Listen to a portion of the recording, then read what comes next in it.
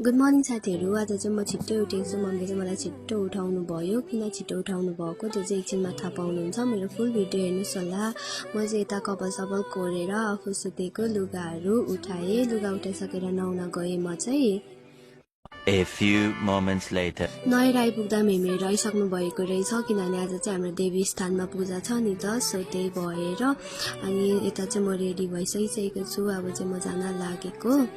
उकालोमा हिँड्दै गएको, यति धेरै थाक्यो नि। अनि बल्ल बल्ल पुगेर बहिनी र म चाहिँ आगो पुगेर बस्यौँ। यता चाहिँ भाइहरू खेलिरहेछ, भाइ बहिनीहरू।